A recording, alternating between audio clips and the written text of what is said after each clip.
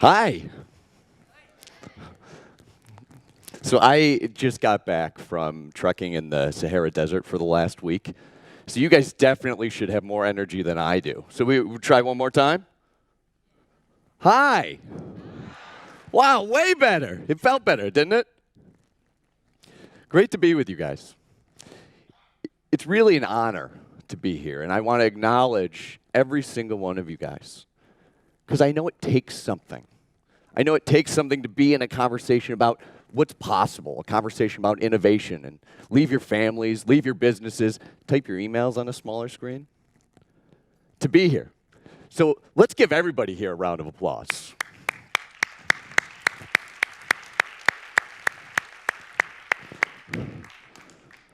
I also want to thank Sonia, One-to-One Monaco, and the entire team that put this thing on, because I think we know what it takes to put on an event such as this. And we've got an incredible couple of days planned, and so let's give them a round of applause.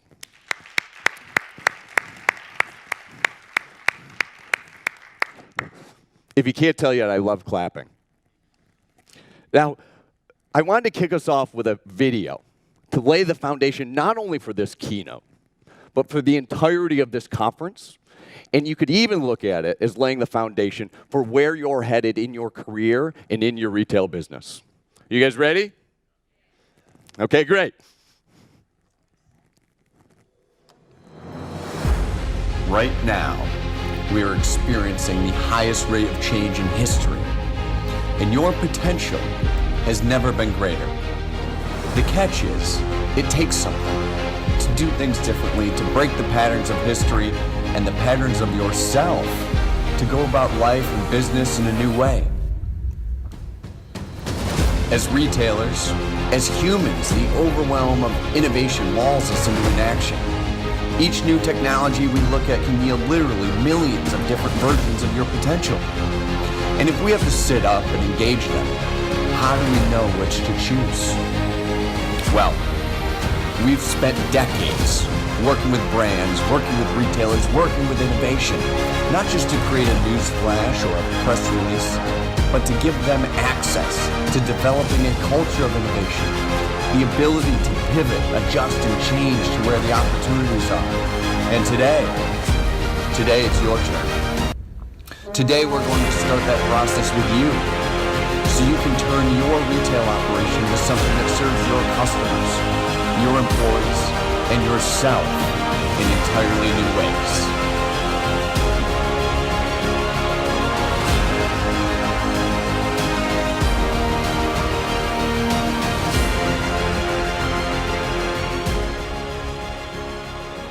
Okay, so if you're with me now, clap once. If you're with me, we can give it a round of applause too. But let's try that again. If you're with me, clap once. If you're with me, clap twice. Okay, great. So let's have some fun today, yeah? You guys game for that? So I thought we could start off by playing a little game. Because retail, innovation in retail, can be very sexy, right? The robots, the 3D printing, the IoT, especially if you're reading it in a magazine, maybe hearing about it on stage, maybe even in a strategy planning session. But when it comes to how we embrace innovation, when it comes to us actually changing, that feels a little bit different. So here's how the game's going to go. You just have to pay attention to two things. The first is watch what that little voice in your head is saying.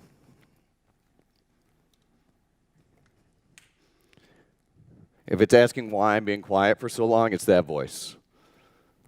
If it's saying something like, oh no, not one of these speakers, it's that voice. Okay, everybody got it? Yes? Okay. Now, the second thing is pay attention to your mood. Are you happy, sad, angry, annoyed, super excited? Okay? Now, watch those two things. You ready? Okay, the first step in this game is everybody stand up.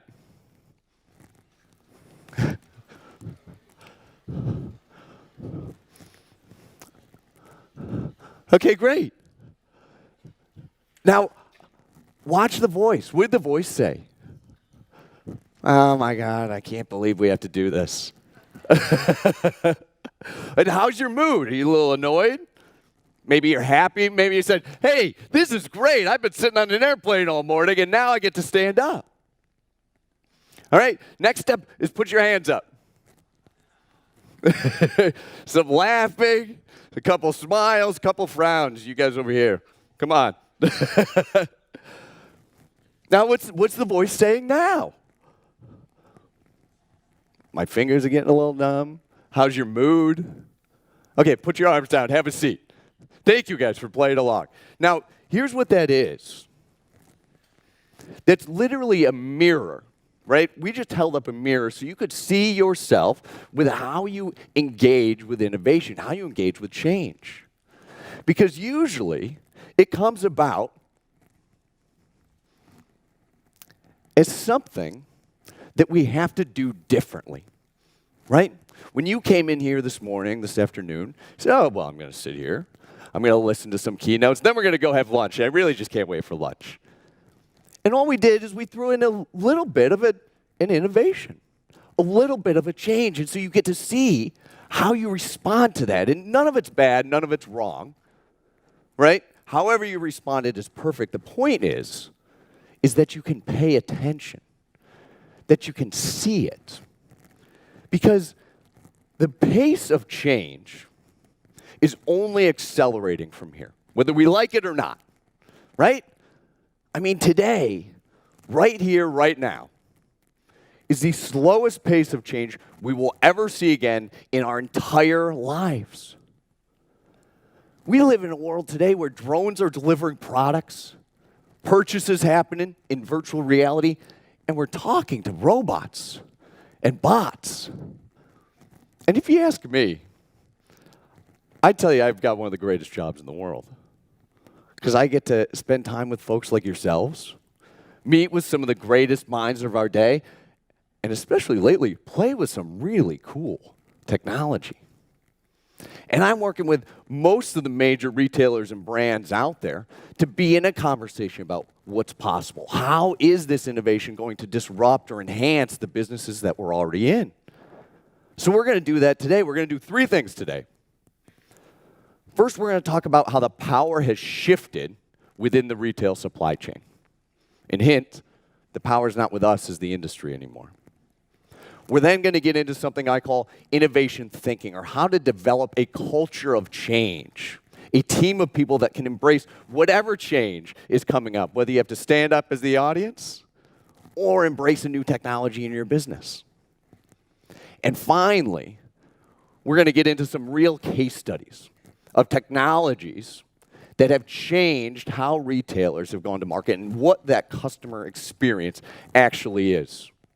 The key to these things is that they're both technologically workable, right? They're technologies that work, but they're also economically viable, something I call leading without bleeding. We're going to do it all in about 45 minutes, so we've got time for questions. How's that sound?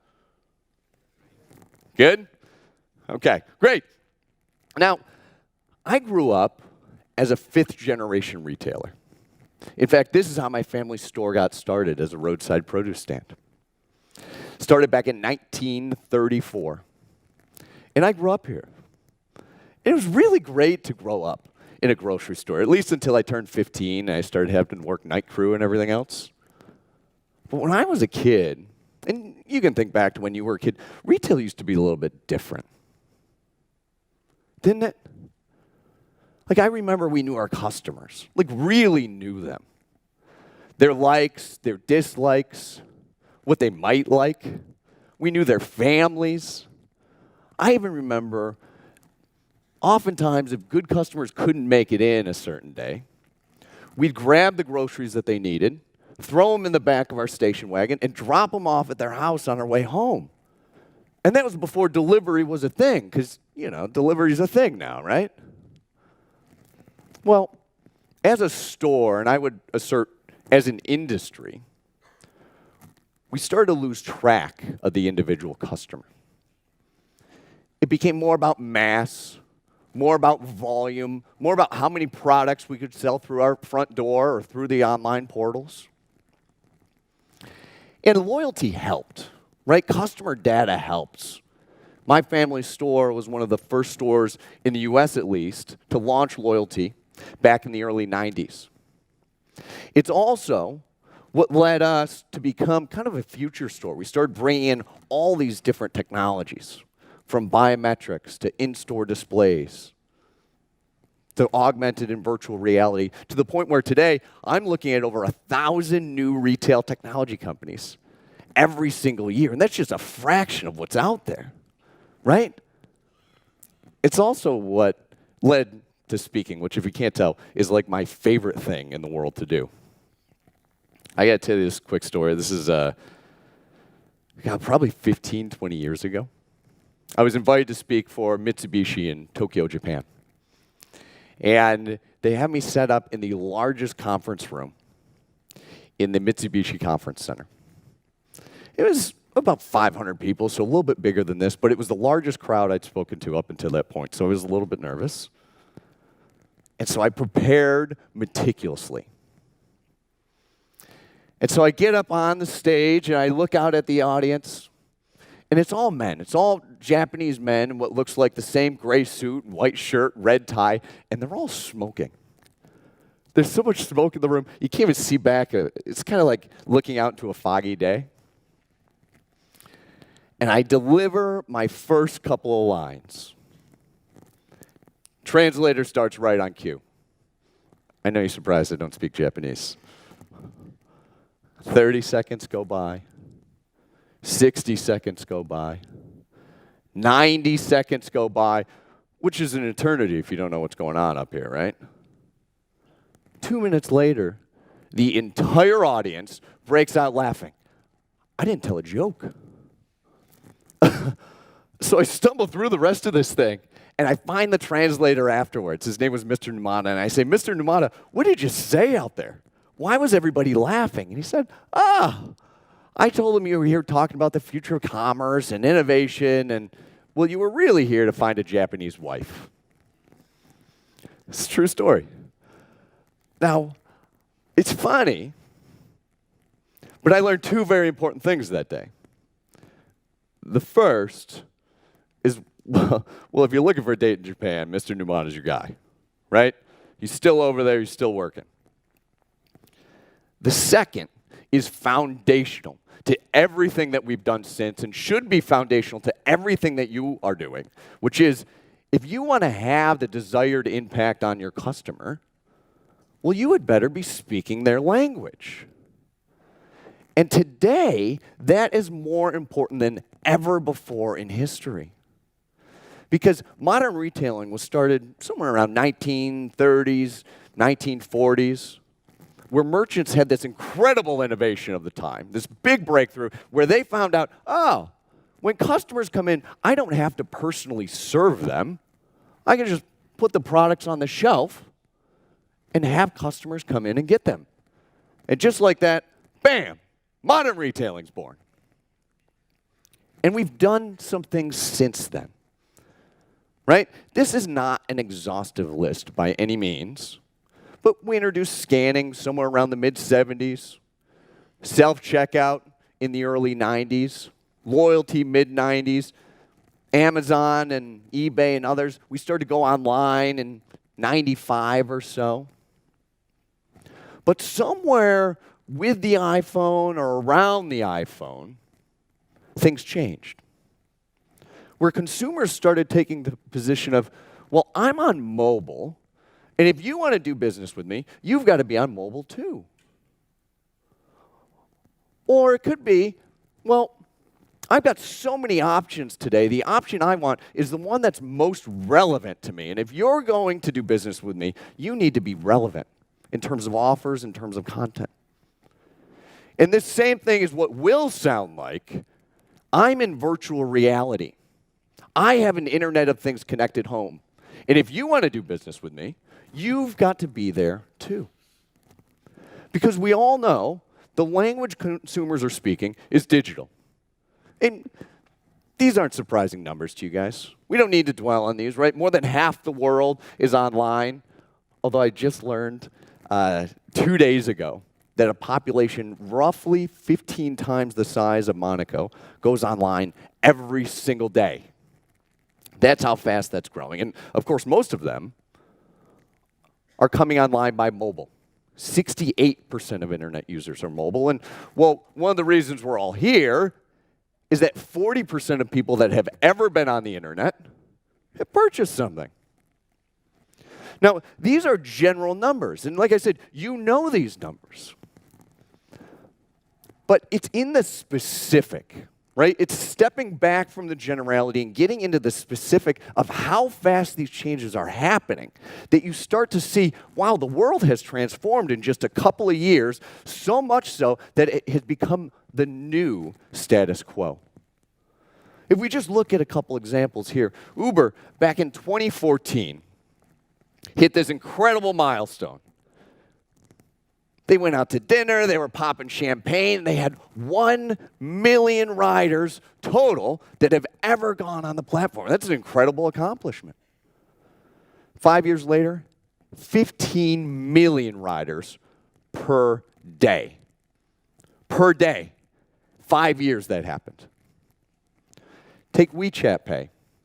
WeChat, if you don't know, it's a messaging platform founded out of China, very popular there and some other areas in the region. They founded a payment platform inside of the chat platform in 2013. It did not exist prior to that. And then all of a sudden, today, 1 billion monthly active users. Couple of years. And finally, I'm sure you all are familiar with the Echo, the smart speaker home of Amazon's artificial intelligence, Alexa. It was not a thing in 2014. Nobody was talking about smart speakers. Nobody even knew what a smart speaker was. 100 million of them, as of January, give or take, in the market. Right? So the pace of change is extraordinarily fast, and the consumer's language is engaging with these new technologies faster and faster.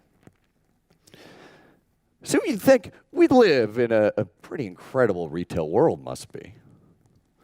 I'm from California. Well, New York originally, and all my friends from New York make fun of me now because I'm into yoga and juicing. You guys know the cliche California thing, yes? Yeah, I'm into all of it, by the way, except surfing. I'm a terrible surfer. So this is my homage to yoga here, what kind of aligns mind, body, and spirit.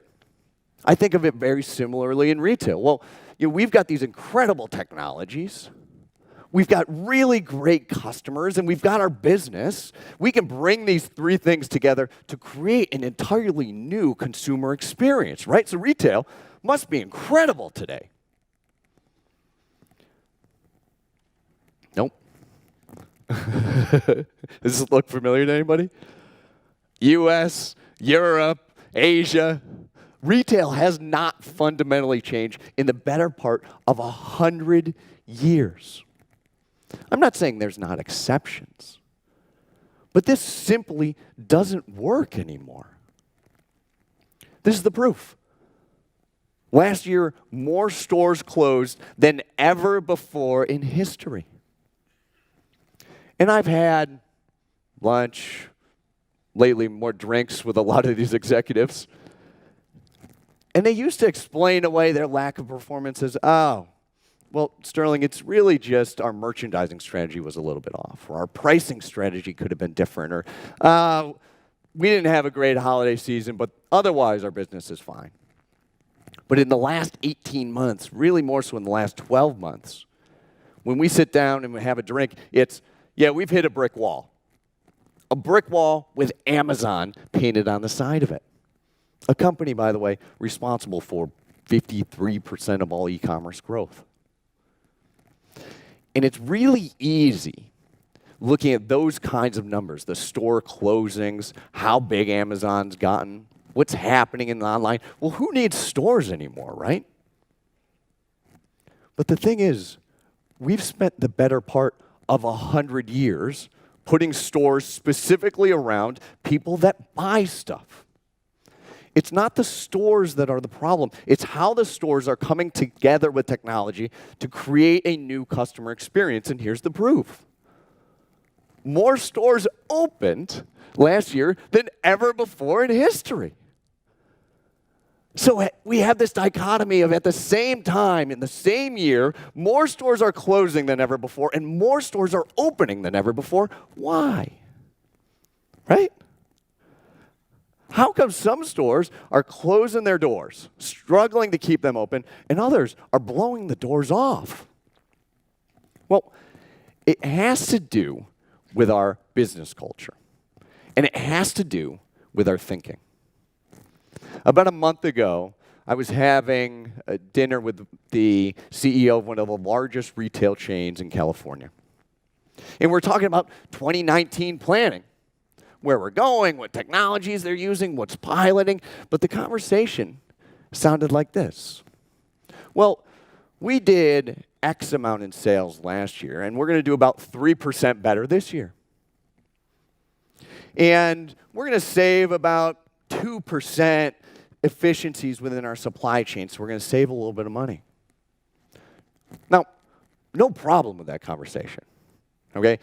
We have to have those kinds of conversations, not just as businesses, but as people, right? But what he's doing, and what we tend to do is we tend to orient ourselves into the past, where we're looking into the past for what can we fix, what can we adjust, what can we change? And the best, like literally the best you're going to end up with, if this is all you're doing, is a slightly better version of something that you already have. So globally, we look at the majority of retailers out there, not so sure if they're going to use more and enhanced data platforms. Questioning how much they're going to use mobile. Maybe they don't even have a mobile strategy today. And we're left spending 80%, give or take, of our technology budgets on technology that we already have in place. Now, from where I stand, I see this as our job, like our mission, like no kidding, to transform commerce into a low-friction, easily accessible, highly personalized, customer-centric experience that I know we know is possible. Right? Yes? You guys know it's possible, yes? Yeah. So if we're not just looking into the past, we're not just looking for linear and incremental growth, what else is there? Well, there is something else. Who here has heard how chess was invented? A couple people? Yeah. Okay. So keep me honest with the story, yeah? How the story goes is the emperor of China was bored many years ago, and he did what bored emperors did back then. He called in a local game merchant, and he said to him, come up with a game for me, a game that I will never get bored with. And the game merchant, not able to refuse the emperor, of course, went away, and I don't know if it was days, weeks, months, however long he was toiling in his workshop, and he comes up with the game chess. Can you imagine having come up with that, by the way? Especially if he had a patent on it? He runs back to the palace, and he shows the emperor. And the emperor says, this is the greatest game. How can I ever repay you? Well, the game merchant thinks for a moment. He says, well, you'll pay me in rice, because that's how they were paying people back then. And we'll take the chessboard. And on the first square of the chessboard, we'll put 1 grain of rice, and for every square thereafter, we'll double it. Sounds reasonable to me. The emperor said, of course, let's do it. So they shake hands, they high five, they sign the agreement, they finalize it, however they finalize it, and they go about adding up the rice. Now, the first half of the chessboard, relatively uneventful, adds up to like a large field of rice. It's the second half of the chessboard where things get interesting. Square after square, it's adding up. By the last square, it adds up to over 18 million trillion grains of rice, which at 10 grains of rice per square inch, it's enough rice to cover the entire surface of the earth, including the oceans, twice. Now, I told you that story to tell you this, which is the greatest shortcoming of the human race is our inability to understand the exponential function. We all know what the graph looks like. We all understand the theory and maybe even the mathematics behind it, but when it comes to how fast or what it's going to be like when it comes to our business, not to mention our lives, it's a totally different story. And all emerging technologies are on this exponential growth curve. Let's just take computer processing. A few years back, a $1,000, 1,000 US dollar computer processor would buy you the processing power equivalent of an insect brain. You get that? Processing power equivalent of an insect brain. Around now, that same 1,000 US dollars buys you the processing power of a mouse brain, and in a few years, a human brain for 1,000 US dollars. Now that's something in its own right, but where it goes next is mind-blowing, right? By 2045, which is not all that long from now, a 1,000 US dollar processor buys you the processing power of all human beings alive. There'll be about 9 billion people by then for 1,000 US dollars. Now, you know that story. It's kind of a cool story. You can share it with your friends, your coworkers, right? But when it comes to how that's going to impact our businesses, right? When in our cell phones or implanted in our glasses or in our arm or in our eye, wherever that computer processing is, it's literally unfathomable to understand how that's going to impact our day-to-day operations. And when these technologies, these emerging technologies combine, so take something like 3D printing and wearables, or artificial intelligence and the Internet of Things. When these things come together, it creates entirely new product categories, driving innovation even further and even faster. So if we take these two things, if we take the incremental growth that most of us maybe don't like but accept, right? We're going to do 5% better this year, 10% bigger. We're going to save 2% within our supply chain. If we take that incremental growth and we lay on top of it the exponential growth of what's possible, well, there's a gap. It's called the innovation gap. And it's inside of this gap that we can actually step. It's cool, right? Yes? Yeah, sure. But the question is then, well, how? That sounds great, Sterling, really interesting. But how do we actually do that? Any ideas? You're lucky on this one because you got it. The first step is you have to listen for something new as possible. Listen for something new as possible. Now, here's a trap, though. I'm speaking English. And whether you understand the English I'm speaking or it's translated into French, you understand the words that I'm saying. You've been in your business for some period of time. You know something about your business. And I'd say you probably have heard about all these technology companies, all these emerging tools that are coming into market that are going to transform the whole world, right? You've heard about them a couple of times. But it's discovering something new. Like literally discovering something new inside of the things that we already know, that we can see something new as possible, not as a theory, but something that we can actually take action on. So do you mind if I use you as a quick example? Can you come up here for a second? I know, I should have told you I was going to do this. Yeah, just stand here for a second. All right, so watch. This is a water bottle. Here, put that down because I need you to catch this. Okay, I'm going to toss it to you, yeah? Now you catch it. Why did you catch it? Well, it was the obvious thing to do, right? Yeah. Yeah, we got to get that thing turned on. Just hang on 1 second. So it was the obvious thing to do to catch the water bottle. It was the obvious action to take. Now, that's your current work streams, right? This is things that you're already doing. We're going to improve our social media. We're going to increase our click rank on Google. Hang on 1 second.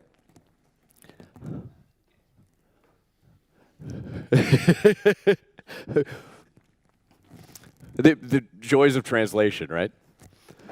Now, the work streams you're already doing, you're obviously doing them because it occurs as an obvious thing for you to do. We need to do those things. Now, one more thing. It's going to be easy, I promise. Ready?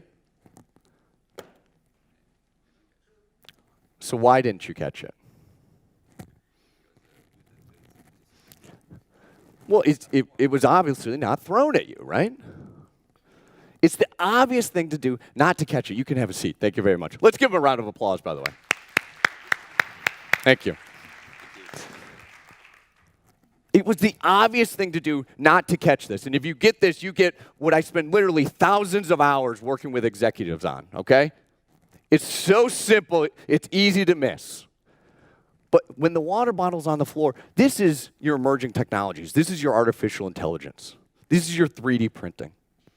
This is your Internet of Things, right? You see it, but the obvious thing to do is nothing. I see it over there. So now, let's just imagine a couple of new actions, right? So if we moved the water bottle a little bit closer, it would look a little more catchable, wouldn't it?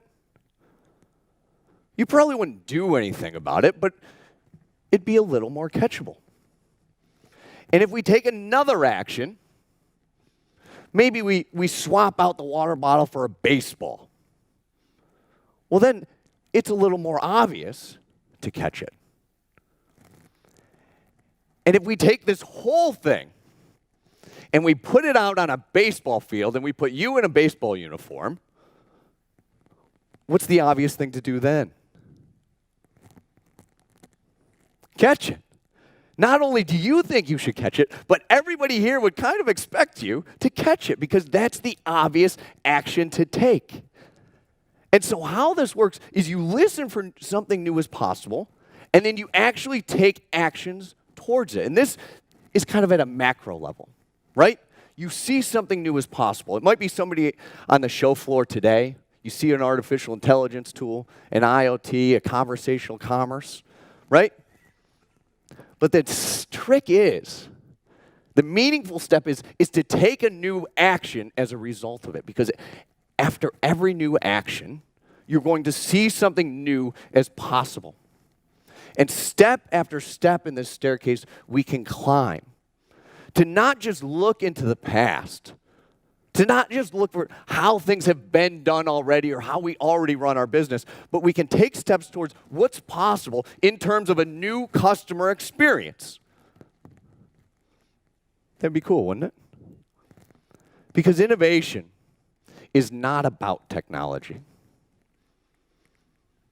It's not. It is a factor of one thing and one thing only: our thinking. Our thinking. What do we see as possible for ourselves? I'll give you a couple examples because it's easy to get lost in the flurry of emerging technologies out there because there's lots of them, right?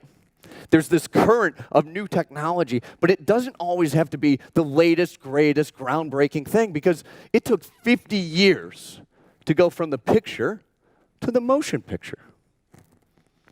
Not a huge technological leap, but half a century to put those things together. My favorite example, and maybe the best example, is that Xerox invented the personal computer 20 years before Steve Jobs literally thought differently about it. 20 years. He took an existing technology that already worked, and he created an entirely new application for it. He created something new, and if you don't know this, it's mind-blowing. Xerox didn't even patent it. And finally, when I was a kid, I used to love remote control vehicles. I loved playing with them. Didn't matter if they flew or they floated or they drove. They were the greatest. And I still get to play with these things, but we don't call them remote control vehicles anymore. What do we call them? Drones. Exactly. And they're delivering products and carrying out military duty. Now, the trick is to bring this culture, this idea, into our own organizations, right? Because if it's not about the technology and it's only about our thinking, it's the cultures that we build and the kinds of conversations that we're having inside of our business that are going to make the difference. So the key to this whole thing, for better or worse, is you. It's you seeing something new as possible and then actually taking new actions on it and then sharing those actions amongst your colleagues, with your families, with your friends, sharing what's now possible, what you've now created inside of your business to create something new. And as you take those steps, it becomes institutionalized within your business. And you can look at a couple of great case studies here, right? We already talked about Steve Jobs and how Think Different was not just a marketing campaign. It wasn't something just to throw on the signs. It was literally who they were as a company. Who Apple was the kinds of people, not just Steve Jobs, but all of them, that thought differently to create a new experience. No surprise they disrupted so many different industries. Amazon. I was up at their offices. It was a couple of months ago now, but they've got this great motto. Everybody okay? I know it's exciting. I don't know if it's that exciting. They've got this great motto of day one. So whether it really is your first day, or you've been there for a decade or longer, it's always, you walk in there with the mindset of it's your first day. Do you remember how you were on your first day in the office? Or your first day starting the company? You're open, right? You're discovering what's new. You're figuring out how things work. You're asking a lot of questions. You're looking for new things. So these companies, and what there is to do with you, is to create a culture of innovation by literally asking those questions, by thinking different yourselves, by taking new actions to develop the team of people that's going to adapt to whatever the next technology is going to be. Because I guarantee you next year it's going to be some hot new thing, and the year after that it'll be something else, right? So the key to this, the key to unlocking all of it, is developing your organization as a group of people that can adapt to change. Now, as you might expect, I get asked a lot, well, Sterling, what does the future of commerce actually look like? What are the kinds of technologies that are going to be out there? And I always tell them the same story, the story of two fish. Now, the story goes, it's a beautiful day out, not unlike today. And there's a man at a park.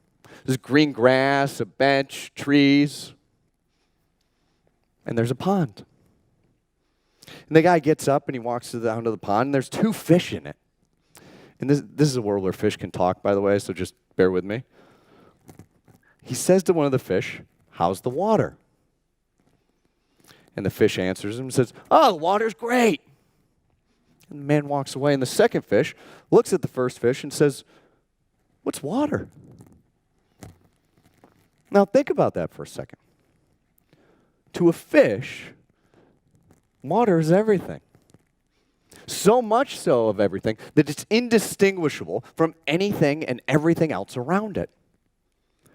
And that's what the future of commerce is going to look like. Where commerce, transacting is so embedded into everything that we're doing, into our homes, into our cars, into retail stores, where it's so embedded into our everyday life that it becomes indistinguishable from anything else around it. I think about my niece. I've got 2 nieces, and the older one's 2.5, and it was really funny when my brother told me he was having a baby, because I was like, oh yeah, great, I'm going to love her, it'll be my niece. And she was born, I was like, oh, I really love her. And I'm getting out to see him all the time, and she's going to grow up in a world where she may never have a plastic credit card. She may never drive. She may never actually have to wait in a line to check out of a store, because these things are going to be so embedded into her holistic experience, into her customer experience, she doesn't have to think twice about them. But there's 3 guiding principles that we should look to when we look at, well, what does the future of commerce look like?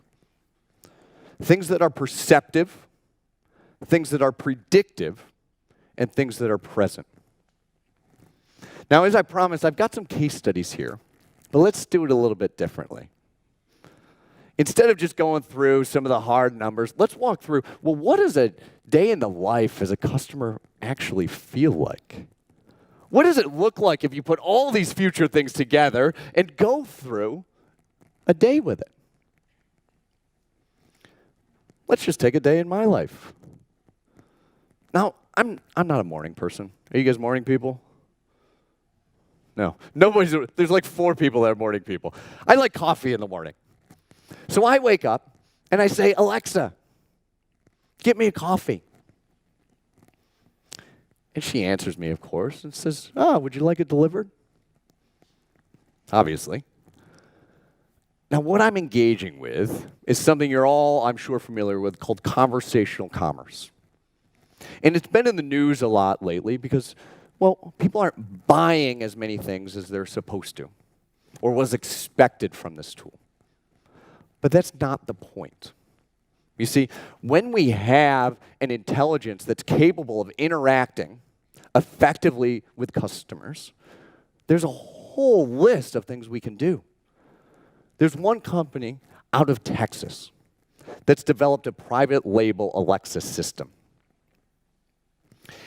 And they've been working with one of the largest airlines in the world and one of the largest insurance companies in the world. And they didn't worry about sales. They said, well, let's plug it into customer service. So they plugged it into customer service, and for the cost of about 1 employee, it effectively handled 80% of customer service inquiries. 80% overnight for the cost of 1 employee. Wow. Now, I'm not a mathematician, but you got to think, well, that's going to free up some money, maybe some people, maybe some resources. We can redeploy that to understand, well, how come so many people are calling customer service to begin with? Right? 80% savings there. Now, back to my day of the life, I get a text message, your coffee's arrived, it's from Starbucks, it's what you always order, and it's not a person at the door, it's a robot. Now, robots have been in the supply chain for many years now. The big thing when it comes to warehouse robotics, though, are these piece-picking robotics, where they can literally pick e-commerce orders 100% robotically. There's also robots in stores carrying out really basic customer service, but also looking for out of stocks. What I'm talking about here is the last mile robotics. And there's robots that take to the sidewalks, and there's autonomous vehicles that take to the streets. These are in London, these are in Washington, D.C., these are in San Francisco. And in working with one of the pilots, a grocery company piloted one of the robots that delivers on the sidewalks. It's got a radius of, I think, about 3 miles it can deliver to. using the robot to deliver, not only, this is the funny part, not only would customers be willing to pay more for that delivery, something that I don't think is long-lived, by the way. It's just a fun thing now. But they saved 90% in their delivery costs. 90%. So we hear numbers like 80% of customer service handled by artificial intelligence. 90% of our delivery costs is now eliminated because of robotics. It creates a hugely disruptive, transformative experience for, well, how does retail have to work now? And I say have to because if you've got savings like this, it becomes a necessity for every one of your competitors. So I've got my coffee, I did my yoga, I took a shower, I'm ready to leave the house, and the worst thing that could possibly happen to me happens. You know what? I'm out of toilet paper. You guys have been there. I'm talking about the quick button. And Amazon discontinued their quick button, I think it was just in February of this past year. Not because it didn't work, but because they've started integrating intelligence into all of our home, into the washer, the dryer, the dishwasher. There's a company I've worked with called Quick, and they have a pilot with SodaStream. You guys know SodaStream, right? The carbonated beverages? Yes? Yeah. Now, their buttons, not only could you press and reorder, but you attach them to the SodaStream, and it was smart enough to know when you needed new CO2 cartridges so you didn't have to do anything. And overnight, a 20% increase in sales. Overnight. Now, the point of this is not these buttons. It's exactly where Amazon's headed, right? Where these technologies are being embedded in our phones, in our cars, in our homes. And what that does is it removes entire product categories out of the traditional retail market, out of the online retail market, right? Just like we were talking about with my niece and the fish and water, it becomes integrated into what's already happening. So I've got the toilet paper. It's coming this afternoon. I pop into a shop. And this isn't just a regular retail store. This store has augmented reality inside of their mobile app. And it's not just for the sake of augmented reality, because I'm 100% in agreement with the conversation here. Technology for the sake of technology doesn't work. But if it adds value to the customer experience, well, now we're on to something. And when you look at augmented reality, 65% of shoppers, 65%, expect AR and VR will change the way they shop. And so when this particular retailer gave it to them, in a 3-month pilot, they turned it into a bit of a gaming platform, a treasure hunt within their stores. 80% of customers redeemed the coupons and the rewards that they got throughout the platform. 80% redemption rates. This is in a world where coupons are, 1, 2, 5% if you're really good. 80% of these things actually got redeemed. And finally, after I've got what I'm going to buy, I can now just walk out, right? You guys have seen the Amazon Go store. There's probably 10 similar technology companies that I've seen come into market. And one of them here looks to save 55% increase in profit margins. Now, I think most of you probably can remember, but remember when we started to move into people using credit cards and all of a sudden they spent more? They spent more because it didn't feel like they were spending money. I've been to some of these stores. How many of you guys have been to these stores? A couple people? Yeah, of course you have. I've been to several of them, and every time I feel like I'm stealing. So what do you think happens when people no longer have to pull out their wallet and pay for something? Not only is it a much better customer experience, and you save a bunch of money because you don't need the front end and all the labor, but customers are spending more as well. So if you take anything from this presentation, take this. If you've seen something new as possible for your business, maybe for yourself personally, take a new action on it. Do something newly. Pilot it, implement it, try it out, bring them into your office, because these innovations can only happen inside of your conversations. And then share what's possible. And the more you do these things, the more you climb that staircase, we start to let go of what retail in your business already is. And we start to see the possibility and realize the possibility of what it can become. So remember that story I told you in the beginning of what retail used to be like, where we knew our customers, we knew their families? Well, the future of retail, the future of commerce, is a return to that kind of retailing, but happening at scale with the use of technology.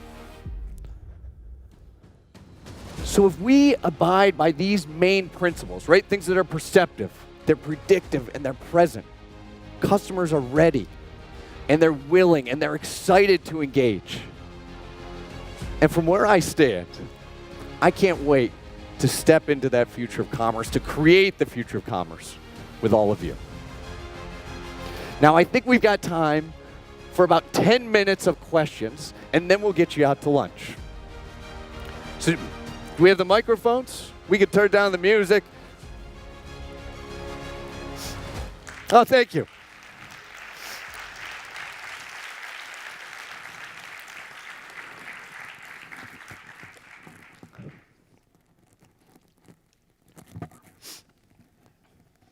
So are there any questions, or should we just get out to lunch? What do you think? I might need them translated, depending on who they're coming from.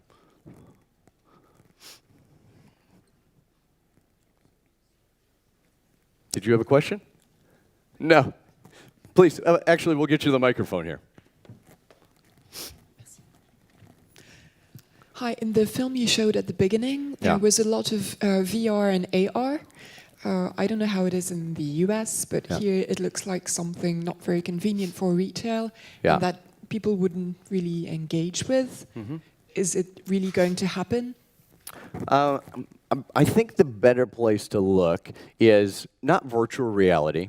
I got one of the Oculus Go's, by the way, and I loved it. But I used it for the first week, and I stopped using it. I haven't used it since. Right? I think augmented reality certainly has a play, and where the play is initially is with a lot of the larger retail goods, right? The rugs, the home furnishings, the appliances, to understand how is that going to fit in your home or wherever you're placing these things, to engage with them. So you see companies like IKEA really effectively using augmented reality. And we also had the case study towards the end here of it's kind of like an independent retail shop focused on skateboarding and sneakers and these kinds of things. And they included augmented reality in their app. And I don't remember the exact percentage of customers that use them, but it was so engaging that 80% of the people actually redeemed the offers that they got. And so how I would answer that, well, that's how I would answer it kind of at a macro level. But for your business, right? Because that's what I'm more interested in, the specifics of your business and how you're looking at it, is does it add meaningful value to the customer experience? Just having augmented or virtual reality for the sake of having it, no good. I would never recommend that to anybody. If you want to play with it, buy an Oculus Go, right? But if there are applications such as Tilly's found with the loyalty, or such as IKEA has with placing these things in the home, then I think it's worthwhile pursuing. Yeah. I don't know how you guys want to manage this. This is the first hand I saw. How do you manage the disruption in your customers between those which are millennials and can afford and use those technologies and the other one? how do you see the fracture between all your customers? Because you're not one customer, one sort of customer only. You have a whole different customer which has different experiences with the digital. How do you see that in the future? I see. So you've got different demographics maybe represented. Yes. Right? And not all of them are ready for technology? Of course. Got it. Yeah. So the question is what? How do we handle that? Yeah. Well, again, it depends on the specifics of your business. And I'm not trying to duck the question, but that's really where the answer lies. And broadly, I would say, yeah, you don't want to alienate any of your customers, but you do want to stand for something. Right? You want to stand for something in terms of what the customer experience is going to be. How can you add value to the customer experience? And when you stand there, you'll naturally start to attract the kinds of customers that are engaging or going to engage with the experience that you create. Now, how you transition might take some steps, right? And I would say I'm more interested in how the company culture shifts than how the customer base engages. Because as you can develop this company culture as a group of people that can add value to the customer base, well, then you start to get specific answers to your question, right? Where some technologies might make sense and others don't. Or it might make sense for your existing business, but maybe you need to start or pilot something else over here to create something new, right? And I do see a lot of companies doing that fairly effectively, of having kind of a skunk works or a guerrilla works, of trying out new technologies that, one, they can bring back into their existing business if it makes sense for that business, for that customer base. Or second, spinning out new companies to deliver that new experience when it's inconsistent with the current company. Thank you. We've got time for one more. I saw a hand up over here before. Did I make that up? All right, last one.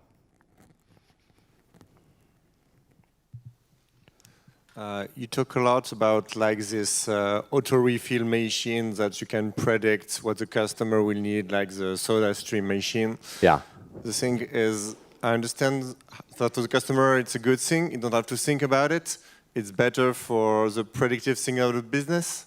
The thing is, how do we not threatening the customer to say that we're not a big brother company controlling his life? Yeah. How do we fix the border to have the good image and not the bad one? I got it. So it's interesting because privacy in Big Brother is cultural, and it changes over time. See, if you were to tell people 20 years ago, oh, you're going to post all your family pictures and what you had for dinner, and who your friends are and where you're going on vacation on social media so everybody else in the world can see it, they'd think you were crazy, wouldn't they? Yeah. Nobody would do that 20 years ago. And yet today, it's become the norm. And it's the same thing when we look at some of these smart devices in home, is we are just starting. So there's got to be some room, some allowance for a customer shift, to let them understand how this works. But ultimately, it's a value exchange, right? Yes, I think we should market it and make sure it's friendly and, you know, we're not Big Brother, but we're actually delivering value. But at the end of the day, the question is not, should we do it, should we not, are we Big Brother, are we not? It's, is that consumer experience, that customer experience that we're making, valuable enough for the privacy or Big Brother positioning that we're giving up?